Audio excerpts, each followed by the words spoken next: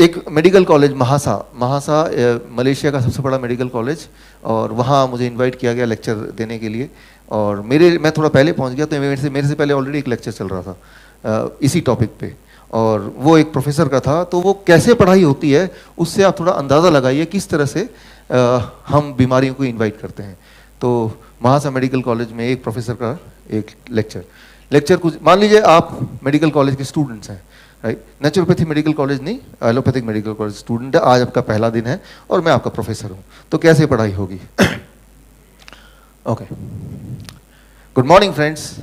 Today I welcome you all to the first day of this medical college, and you are going to learn about the medicine, and we'll start with hypertension.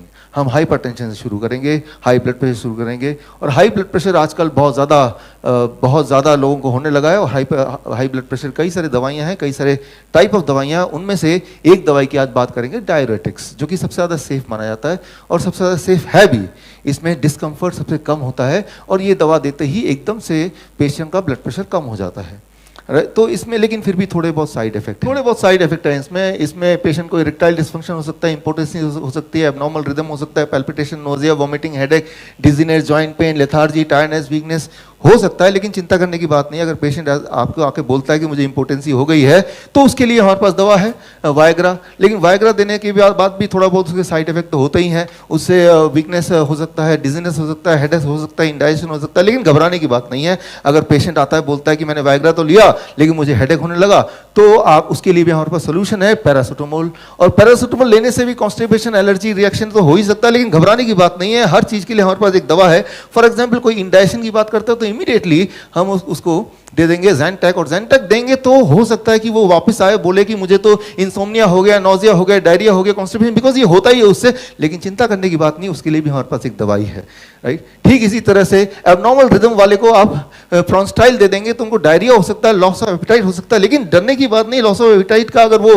Complain लेके आएगा तो immediately उसको Imodium दे देंगे, और Imodium देंगे तो उसको constipation, dizziness तो होगा ही, एब्डोमिनल पेन और वॉमिटिंग भी हो सकता है। लेकिन घबराने की बात नहीं, उसके लिए भी हमारे पास एक दवा है, राइट।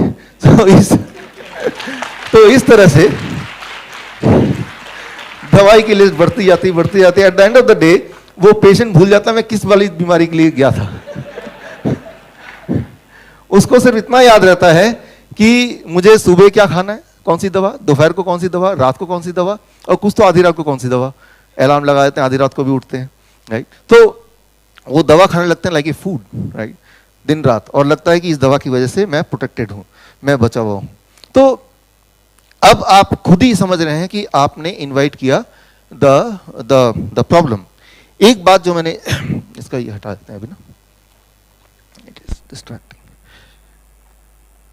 एक बात मैंने आपको शुरू में बताई कि जितनी सारी दवाएं, मैं किसी एक दवाई की बात नहीं कर रही, जितनी सारी दवाइयों के नाम आप जानते हैं, जितनी सारी दवाइयों को कभी देखा या लिया है, हर दवाइयों का अगर हम केस स्टडी करें तो पाएंगे कि 50% ऑफ द साइड इफेक्ट जो थे, जो नेगेटिव पार्ट, जो कॉइन का जो टेल पार्ट है, वो उन्होंने हाइड कर दिया, इसीलिए वो दवा दुनिया में आई है।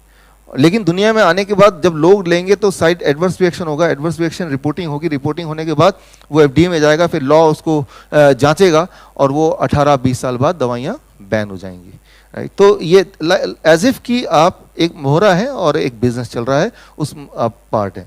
तो दवा लेना एक बहुत ही इरेस्पॉन्सिबल बात है आजकल के टाइम पे। अगर हम बात करें मॉडर्न मेडिसिन की, it is an irresponsibility on our own health, right. आप बीमारी इसलिए हैं क्योंकि आपने शुरुआत ही गलत की थी।